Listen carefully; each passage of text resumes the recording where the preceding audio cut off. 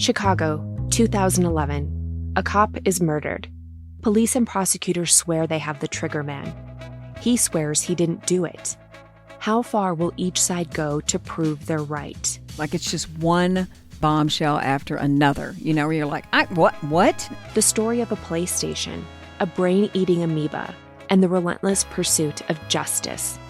Off Duty, out now. Listen wherever you get your podcasts. This message comes from Jackson. Taxes aren't something you can only think about once a year. With investments, planning for tax day is year-round. Fortunately, Jackson offers tax-efficient products. Visit jackson.com for more information on how our products can make your tax bill a little bit less painful. Jackson is short for Jackson Financial Incorporated, Jackson National Life Insurance Company, Lansing, Michigan, and Jackson National Life Insurance Company of New York, Purchase, New York.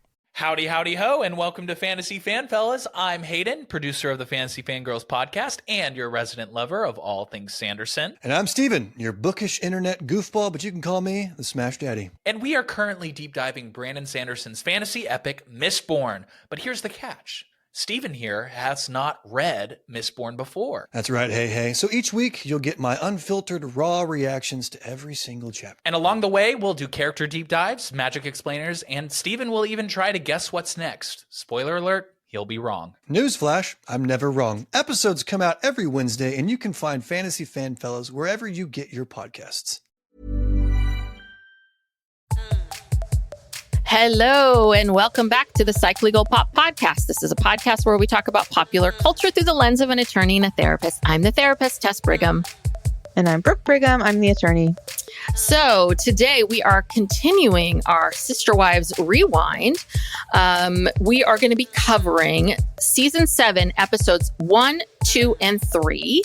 And oh boy, it's chock full of stuff. But we decided to do these first 3 episodes because there's definitely this Sisterwives closet arc and Shark Tank. 3-episode arc. Yes, 3-episode arc of, oh my God, are we going to get investment? Oh no, we're not. So we're going to try to cover, we're going to cover Sisterwives Closet. We're going to cover McKelty and John, and then the birthdays and anniversaries and Mary, not necessarily in that order. We're going to see where it takes us. But yeah, let's start. Yeah, a lot happens. Like I said, the overarching theme is they're trying to get investors for My Sisterwives Closet. But then in between, there's all this random stuff happening. But it's good stuff. It's good stuff. I mean, when I watched episode 1, I was like, oh no, I think can we cover this in one episode? I don't know, because there was such good stuff in here. Such good stuff. Yeah. When this show's good, God, it's good. And when it's bad, then it gets bad. It's just boring. When it's bad, it's just boring. Okay. So let's start with Sisterwives Closet. So this whole thing was set up where they have quote unquote friends. They say that they know that they're their friends from quote unquote business. That's literally what they say. This couple, Stan and Amy Watkins. Are they married? I think so. I didn't know that. Okay. They're friends of ours. We know them from business, which I interpreted to mean MLMs. Mm-hmm. Don't you think? Yes. Yeah. Yes. Yeah. No. Because I think they've always been involved with MLMs, even back in Utah. Yeah. So I can't remember. So I have to look this up while you're talking. So Brooke did some investigating on Stan and Amy. So do you want to share with us what we know about them? What you learned? So I couldn't really find anything online about Amy, but Stan, he's got a history on LinkedIn. So the chyrons on these episodes where they're talking about Stan and Amy, they say that Stan is the CEO of, I don't know how you pronounce this, ECASI Consulting LLC.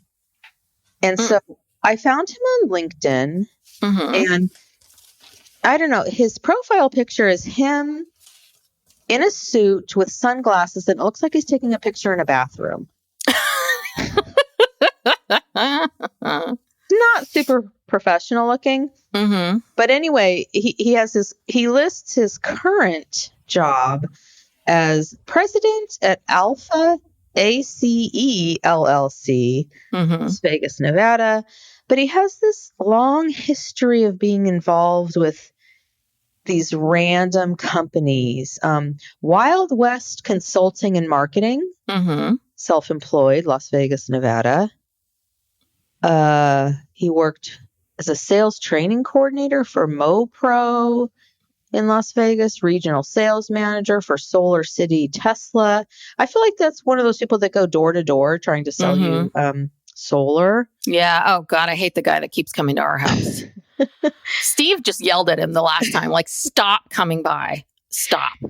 Yeah, but he has on his LinkedIn from January 2009 to January 2017, he was the vice president / CFO of a Kasai Consulting LLC in Las Vegas. So I don't know what this guy is doing. I personally think that this whole investors meeting is just fake. It's completely fake. Yeah, but then I think, and you think that Kody and the wives know that it's fake, because the reaction from Mary of having to give this talk, even if you knew it was fake, why would you freak out like that? There's no risk to it. It seemed like they really were stressed out about it.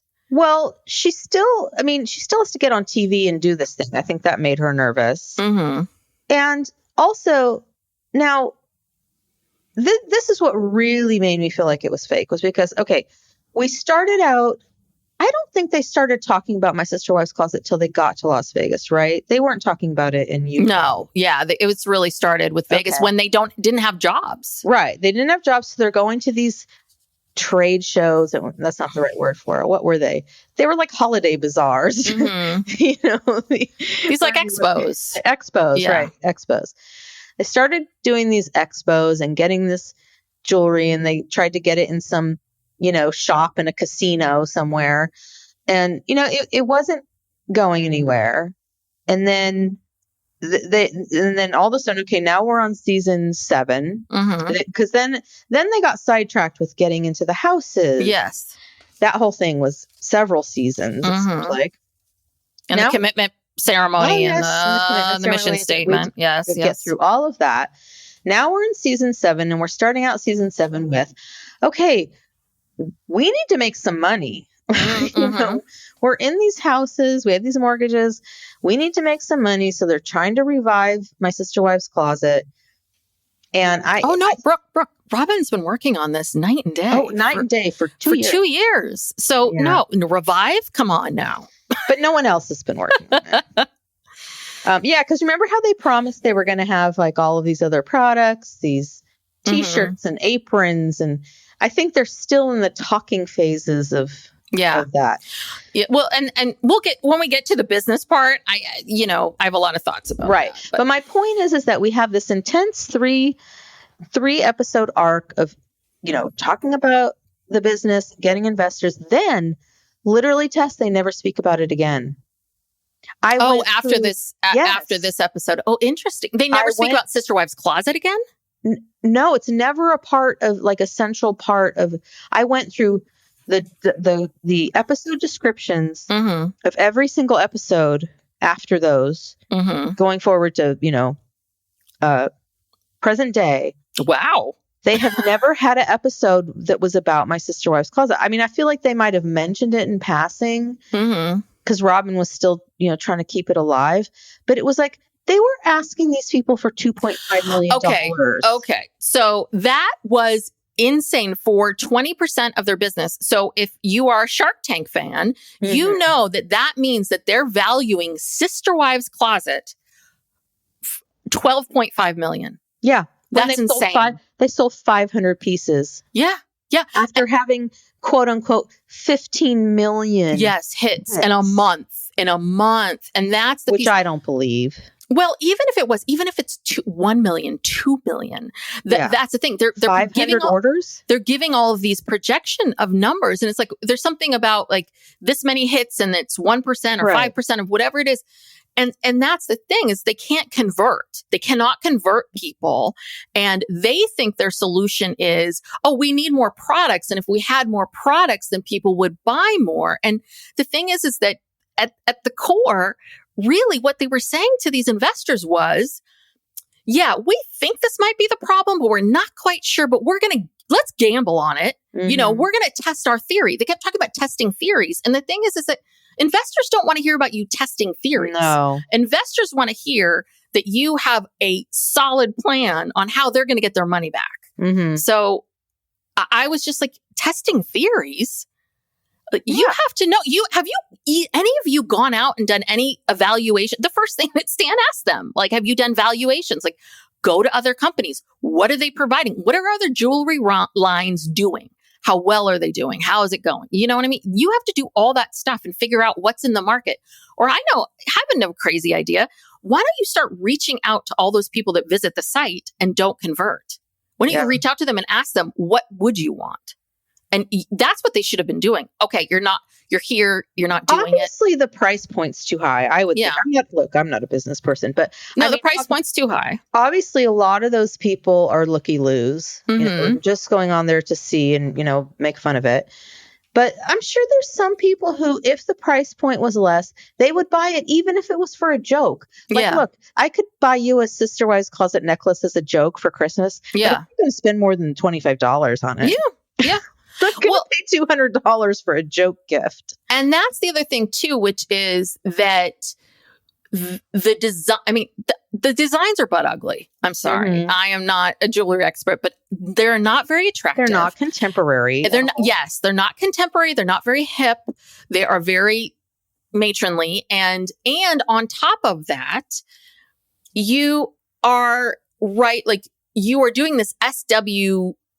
I get, I know super women, super wide, all that kind of stuff, but that's very specific to them and what their lives, like, you are trying to shove what you like down someone's throat. And what I've realized with business is it's not about what I want, what I think is attractive or what I think. Listen, I've had 1,000,001 websites done, and I just have to put my hands up and go, okay, it's not what I would pick, but it's what works. And it's, what people want to see. Yeah, because they kept saying, well, Robin, when I say they, this is mostly Robin in her theories. She would say stuff at these expos like, oh, well, a lot of, girlfriends or, close friends, they call each other sister wives. So you don't literally have to be a sister wife. It's just, it's like this term of endearment. And it's like, no, Robin, I don't call my friends sister wives. I don't. And I don't know anyone who does.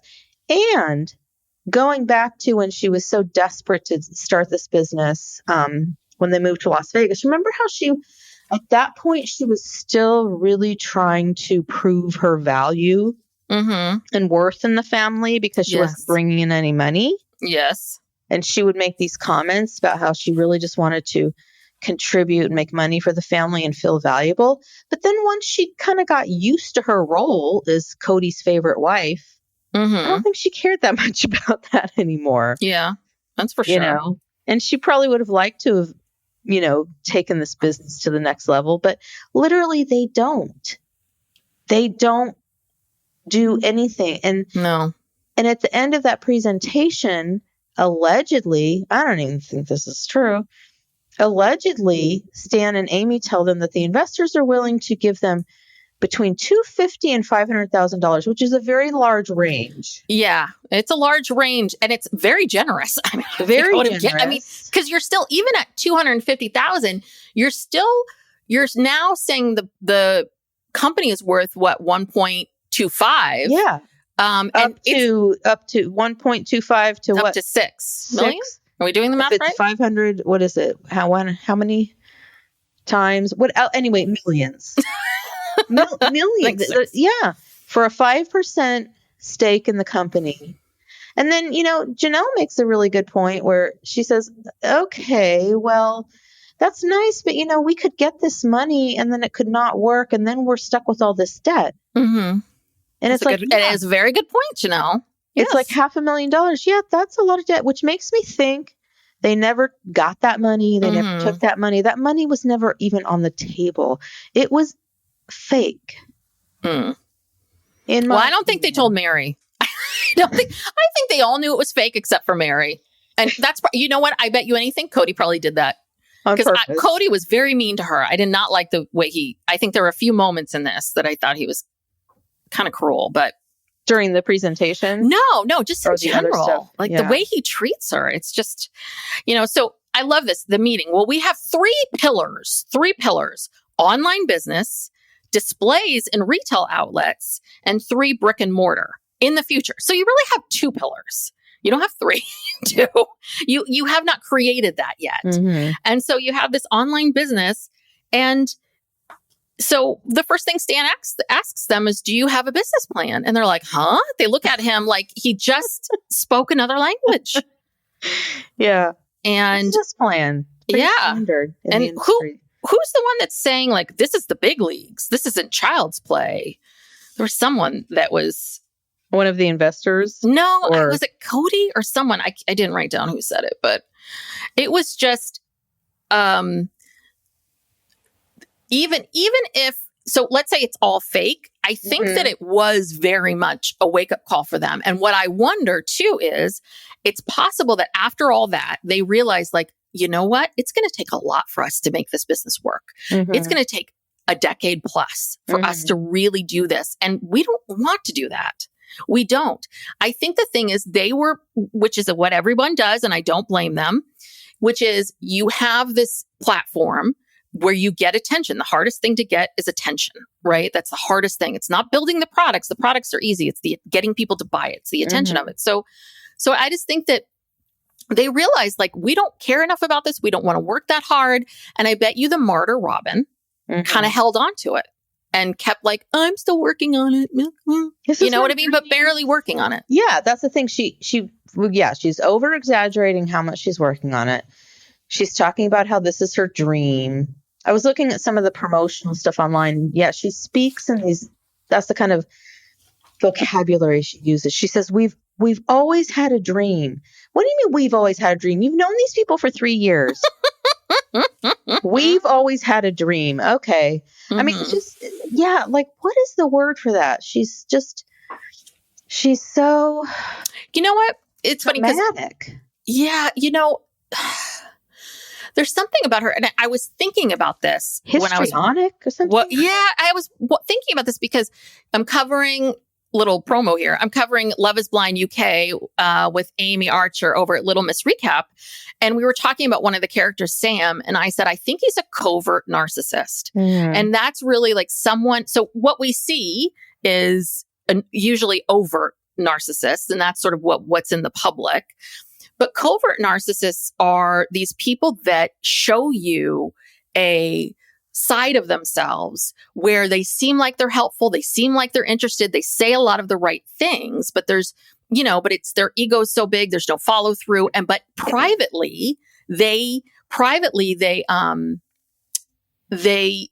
act out in a lot of ways and then talk to their partner about how you're not, I'm doing all this great stuff. You're not supporting me. You're not doing this, like constantly playing the victim. So outward, they are this amazing, wonderful, humanistic person. But inside, what's really happening is that they never take accountability. Same stuff, lack of empathy, all that other kind of stuff's happening. And there is that piece of it where Robin's making it like, she goes into this whole thing about Robin feeling like, I feel like I'm a little girl who no one wants to play with. I'm so tired working on this business so hard, for the last 2 years, and it's preventing me from procreating and having more children. And it's a little bit of like, then why are you a victim now? Why are you there's nobody holding you down to do this. Yeah, because no one else is that interested in it. Like if you went to the other wives today and you said, this just isn't really working. And, I don't want to work this hard and I want to have another baby. They would all be like, all right. But the thing is, they're not into it either. But the thing is, this is it. She wants it. She doesn't want to do the work for it. Mm-hmm. That is the bottom line. And that's very much this kind of narcissistic, like she wants a brick and mortar store called Robin's that she can go into a couple times, a few times a week and for a couple hours.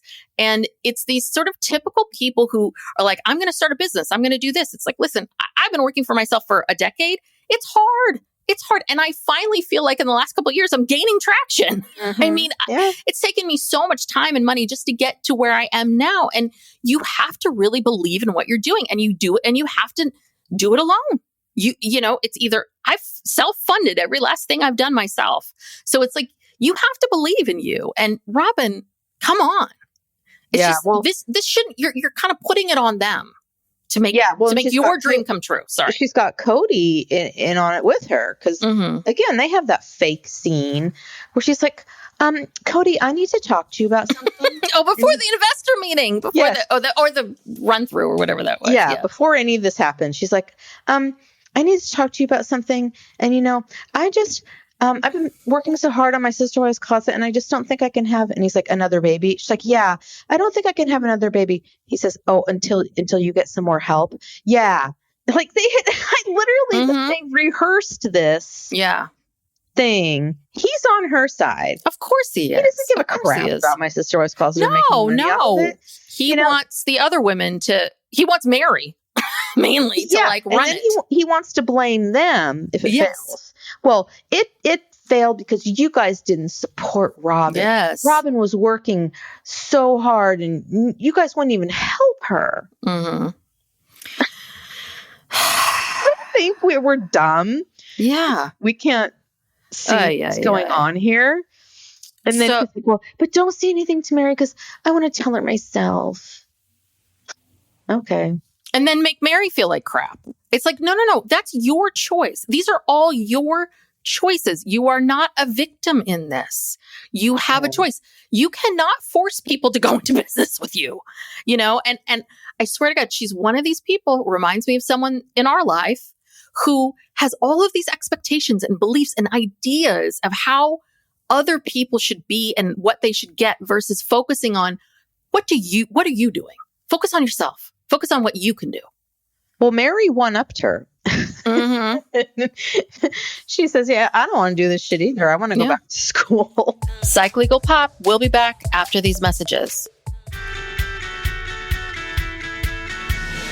Hey, everybody. I'm Corey. And I'm Carly. And you may know us from our podcast, Surviving Sisterwives, where we snark on the TLC show, Sisterwives. Now we're excited to introduce our brand new weekly podcast, Surviving Reality, where we'll be breaking down other dumpster fires on reality TV, starting with Season 6 of Welcome to Plathville. So whether you're binge watching, hate watching, or just good old disassociating from reality, we hope you'll join us there. You can find Surviving Reality wherever podcasts are available or listen ad-free on Patreon at patreon.com/survivingpod.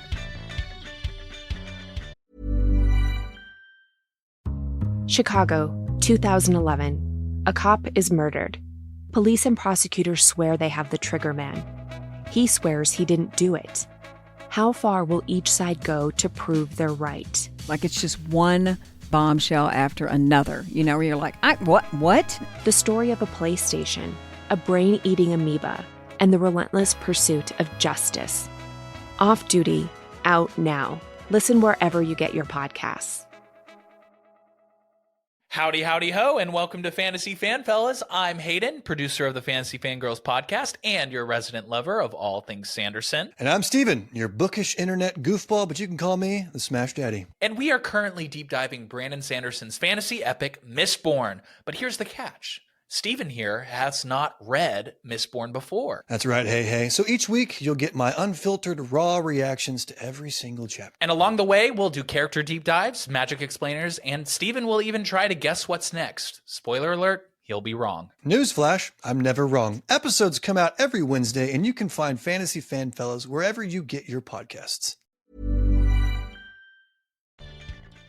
Yeah. Well, so then we see them, Christine's saying that venture capitalists are really aggressive. And it's like, where are you getting this from? Like from Shark Tank? I mean, they really are that out of it. Because they don't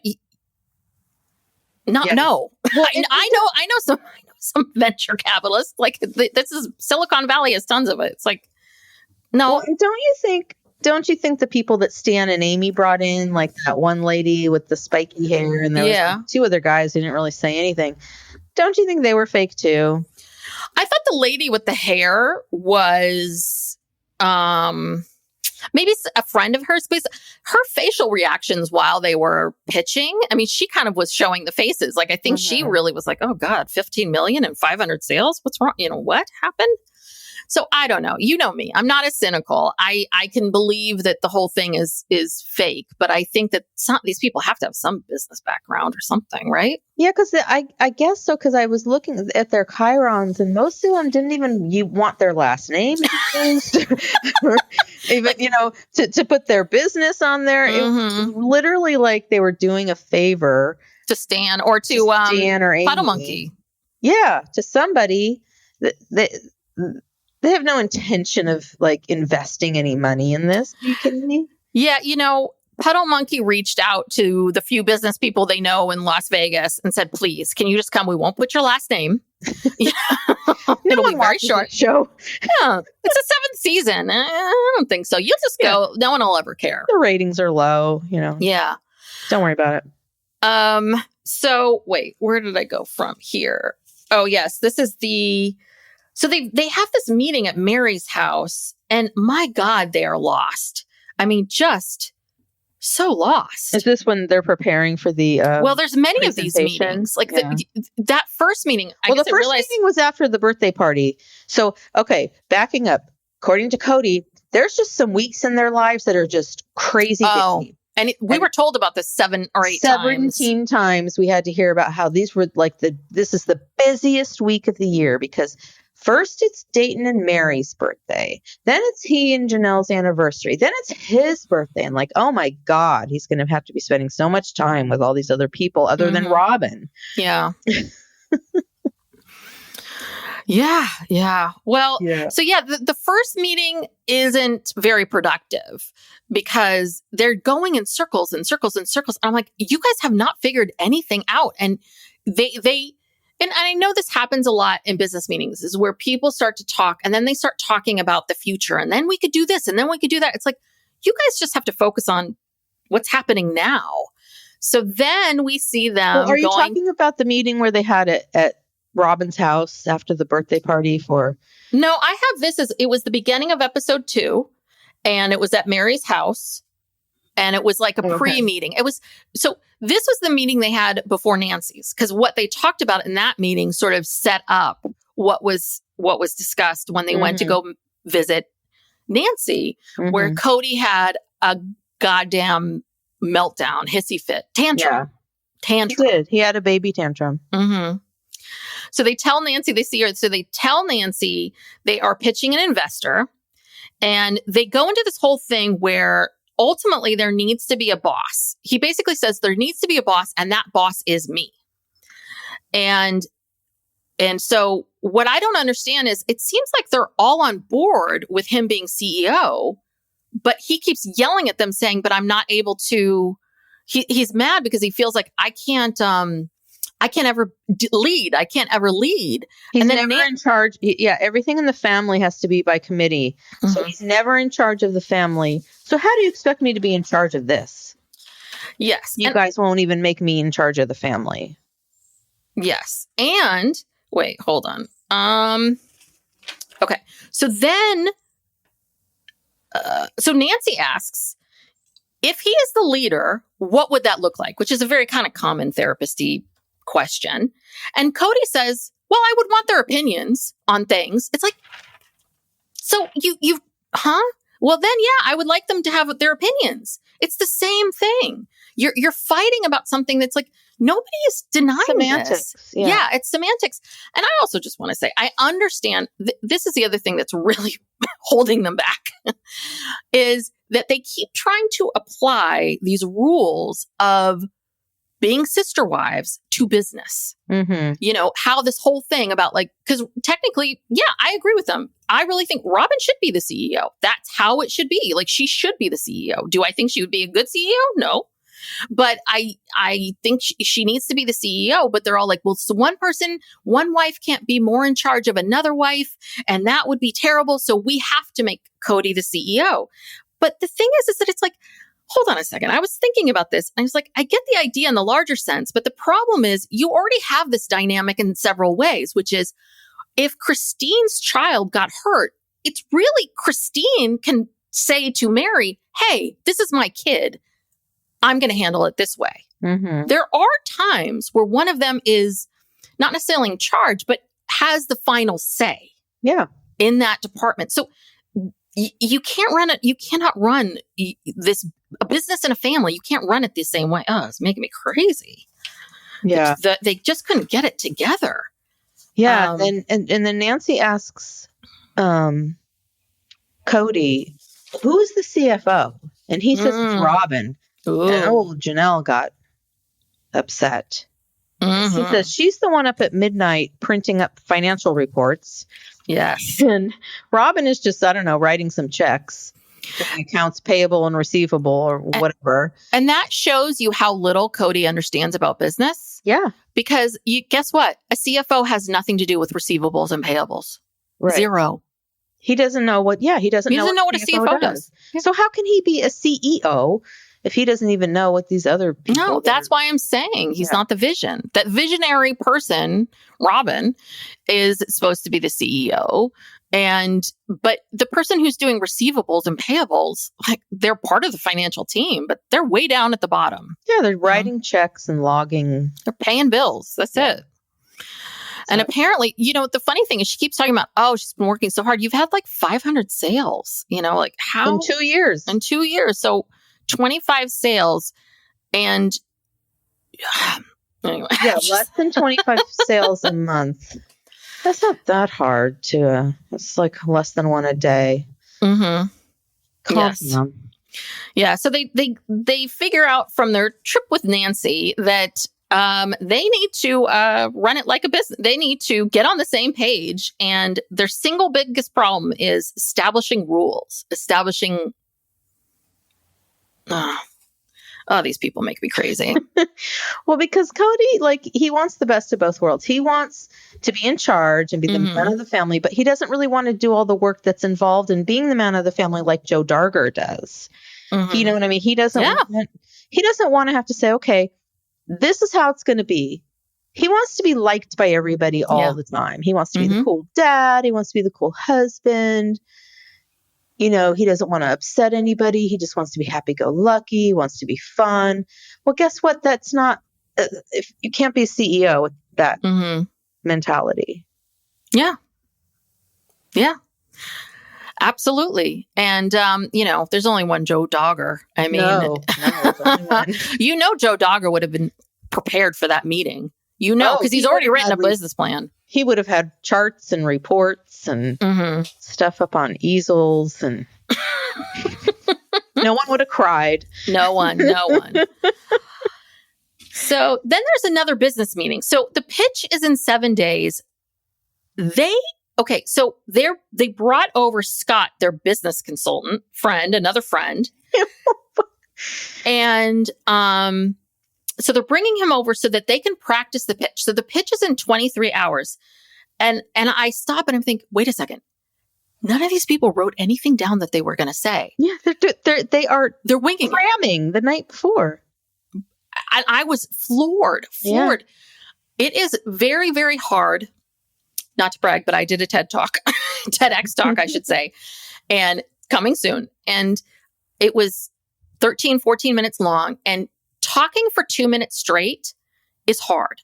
It's much harder than people think it is. And you have to have a script and you have to memorize it word by word and you have to do it over and over and over again. And I was like, 23 hours and you haven't written anything down? You haven't even bothered? That was painful. And that was really painful. Mary's already crying. Mm-hmm. Robin is crying because she's afraid she's going to cry. I mean... So, what? Yeah. So unprepared. I don't know what they're thinking. Yeah. Christine did the best job. She did, because you know what? Christine doesn't really give a shit. And when you don't give a shit, you're just like, all right, well, I'm just going to get up there and do the best I can, say something. Well, I feel like Christine, this is 2014, so we have the internet, right? So I think that Christine honestly went to Google and Googled for about 10 minutes. And she got some facts, like women buy the most stuff. And this is how much these are basic things that you can just look up and get. And everybody's like, whoa, with the marketing, Christine, 18 to 49, they spend the most money? What? I mean, because her stats weren't, you know, blew you away kind of things. And she didn't really have a marketing plan. We're back to the same thing. We need to convert people. So what's the plan? How are you going to do that? And their big solution is more products, which actually, and I've been down this road too, is not the solution. It isn't. It's figuring out why you're not converting. So anyway, but that watching them pitch was very painful. But now she's all nervous. Robin's all nervous because she has writer's block. Because this has been 2 years of her life. Oh my God, 2 years. But she waited till 24 hours before. This is your dream. This is the thing. You are not having a baby because of this thing, and you don't bother. The minute you hear about that pitch, you're not going to stop and start working on it right away. Oh my God. No, because this is just, it's a fake storyline. This is just all like something for the show. It's a topic for the show. Yeah. Well, yeah. And it took 3 episodes, so that's good. Yeah. So the day there was something else. What was it? I was going to say, Lost in here wasn't this before the presentation where Mary tells Robin that she's going to go back to college? Yeah, I guess I thought that would be part of the Mary section, but we can talk about that because it affects Sisterwife's Closet or not. This is the big thing. Or not, because guess what? I'm not sure Mary ever went back to college, and I'm not sure my Sisterwife's Closet ever received any more attention. Well, the other thing too is, Kody's birthday's in January, correct? Like, isn't it January early in the year? I think so, because that's when they moved to Las Vegas. Yeah. It was his birthday. So Mary says, I'm going back to school and I'm going to start in the fall semester. And I'm sitting there thinking, okay, that's 9 months away. Like, it's not that it was August and she said, I'm starting in 2 weeks. She hasn't even applied yet. She's just got her transcript. Yeah. That's all you've gotten a piece of mail. Right. And you're showing it to people. I got a piece of mail of something I'm going to do. And, but 8 months is a good chunk of time to be able to find someone else, transition someone. I mean, yeah, I think she just wanted to plant the seeds of like, this is not my dream. I'm not going to, whatever happens with this presentation or whatever, I'm not going to be like real in on it. Well, but what's interesting is she said to Robin, this isn't my dream, and I don't have a dream of owning a jewelry store or boutique. And it's like, that's really interesting because then you went and started selling leggings. And now you're building a shop, what we saw from the last season, in your thing. Yeah. So I think it kind of is. I think there is an idea. I think the thing was that they just didn't want to have to work so hard at it. Yeah. And this whole thing about how she kept talking about how she worked with at-risk youth. I remember reading this somewhere on the interwebs where Mary's job working with at-risk youth was she worked at one of those wilderness camps. I'm sure it was like a weird religious wilderness camp. And it was one of the wilderness camps that I think ended up getting shut down or coming under fire. And she was not a counselor. She worked in the office. And some people have said that she was a real bitch. Allegedly. So, she really overstates her, past experience. But great. Okay. If you want to do that, that's fine. But that's the thing. This family talks about doing so many things that they never do. And after a while, it's like, okay, it's like the boy who cried wolf. Oh, all right. You're going to do that. Okay. Whatever. It's like, there's no stakes. No. There never is. And I think part of that's been because I think that they really thought that being on the show would equal money coming in and success and all that. And it has, obviously. But I think that they really thought it would look different. And I think they kept banking on the show to do that. And it's like, well, you can't. You can't bank on the show. Or if you're going to bank on the show, then you have to be very smart about how you're going to do it. Well, and that's the thing. They're not like housewives. They're not like able to monetize this stuff. Even Yes. somewhat to because of the topic. Yeah. Yeah, with the not Lululemon. Oh God, sorry, I insulted Lululemon. LuLaRoe. Mm-hmm. You know, that was probably the most lucrative thing that they ever did. But yeah, because people tune in because it's a purient interest of like, okay, what is these people's deal? You know, what are they doing? They're not tuning in to see, like, what's Mary wearing? What jewelry is Rob wearing? Not the housewives. That is true. That is very true. They're not. Yeah. Well, and that's the other thing too, is they're trying to sell this jewelry business, but you kind of need to have good style or good, no one's going, wow, what great jewelry. They really took something and forced it upon people. And it's like, no one asked for this. And I get it, Robin. It's hard when you have a dream and you want something to happen and people don't want it, but you have to either decide you got to pivot. You got to, Well, and what did you think of Kody's reaction when Mary told him that, she wanted to go back to school? He seemed kind of just, I don't know, unmoved. Maybe he knew she wasn't really going to do it. I don't know. I don't know. He seemed very neutral. Honestly, I think what he was thinking is, Robin's going to be really upset. I really think that. Yeah, I think this is the biggest concern, that this is going to upset Robin and hurt her feelings, and she needs to be in the mood for baby making, and I can't get her all upset. And you're really, cock blocking me here, Mary, and I don't appreciate it. But again, like you said, it's 9 months from now, so who knows who knows? I think Kody's been doing this long enough to know that, in a few months, everything's going to be different. Yeah. Yeah. Yeah. So the day of the presentation, they do this little circle prayer. And, just some of the stats that they were throwing out, right? Christine froze during her part, but we hear all about like 15 million hits and only 500 sales. But their projections. So I looked up, this came out in 2014. Their projections were 3.3 million in 2016. In 2 years, you're going to go from 50 sales to do the math of how many sales you need to profit. Because it's, you got to take out the, in sales, 3.3 million.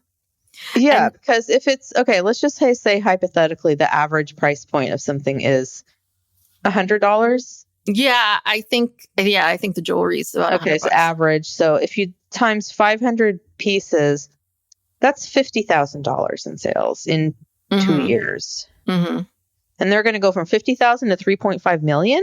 In another 2 years. Yeah. With all these new products that they purchase. And I think the problem is cheaper products like t-shirts. Yes. And aprons. And yes. And that's the thing, is I think what happened was that Robin had this dream, and Robin's like, I want to make this beautiful jewelry, and we have to go with these people that are super creative, and we're going to use real sterling silver, and we're going to do all these designs. And I bet you anything, Robin spent all of the money they had for this business on those pieces that no one wanted. And then they realized, like, the price point's too high. So we need, and then they kind of were spiraling. And I think they need more money to be able to do the thing they probably should have done to begin with. But no one always, listen, I'm with you. I made a lot of mistakes too. So like what needed to happen was that they needed to then say, okay, this price point's too much. We have to just take a loss. Let's sell it all at a discounted rate. Let's figure out what people want. Take that money we get it from the discounted rate, and then create products that people want. And nothing's over $25 or something. And they never did. And they just didn't do that. Yeah, they never created any new products. They never expanded outside of jewelry, as far as I can tell. Yeah. So they give the presentation, and that was Stephanie K. That was the woman with the spiky hair. And she asks, the one question that we're all asking, which is like, what exactly is your marketing plan? You have the attention. So how are you going to convert them? And they just all kind of stare at her. Like they have no idea how to answer her. They don't even know what that means. Yeah. Converting what? Huh?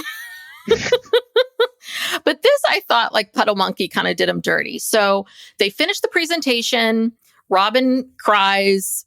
Christine freezes, Mary survives. They do it all. And then they say, okay, well, give us a few minutes. Like, why don't you go out and we're going to talk amongst the investors, or like leave and we're going to talk amongst ourselves. Mm-hmm. So they're cutting back and forth between Kody and like outside of the place going, I think we did awesome. We were great and all this stuff. And at the same time, the investors are ripping them apart. Mm-hmm. They're like, oh God, these people are losers. I was like, that seemed totally unprepared. Yeah. It was like, oh no. Well, I can't remember. Were Stan and Amy trying to defend them at all? Or were they? No. Stan, the minute they left the room, Stan threw them under the bus. He was like, yeah, they don't really have their stuff together. They're lucky we didn't walk out. And it's like, okay, Stan, you're ridiculous. Like, yeah. Why'd you agree to do this then? You know these people. You know what they're capable of and not capable of. Yeah. These are your quote unquote friends. Yes. You know enough about them to. Yeah. Yeah. All right. Well, it is. I'm looking at the time and I feel like we are not going to make it. We need a part 2. Yes. Let's do a part 2. So we will continue with the discussion of these 3 episodes in part 2, which we'll put out later in the week, probably Friday. Yeah. Let's just pick Friday. Great. So just made an executive decision. Good. Look at me. I'm taking charge. I'm being a leader. You could be a CEO, Tess. Yes, I could. I could be a CEO. You're the Psych Legal Pop CEO. Yeah. From now on. Well, the thing is so funny when I see people with these businesses and it's like, okay, yeah, they go to LinkedIn and they're like, I'm the CEO and founder of blah, blah, blah, blah. It's like, it's you in your house. Like, I don't put that on, right? Like, hi, I'm a CEO. Yes. It's like, I have no employees. I know. People just love fronting. Yeah. Anywho, we're talking about how this was long. I keep rambling. So part 2 is coming out at the end of the week. Thank you so much for tuning in.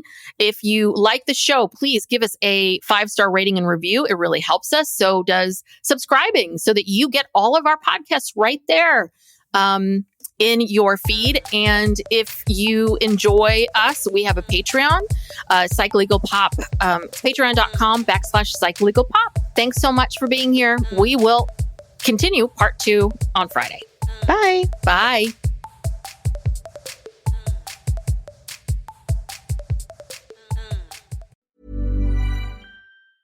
This message comes from Jackson.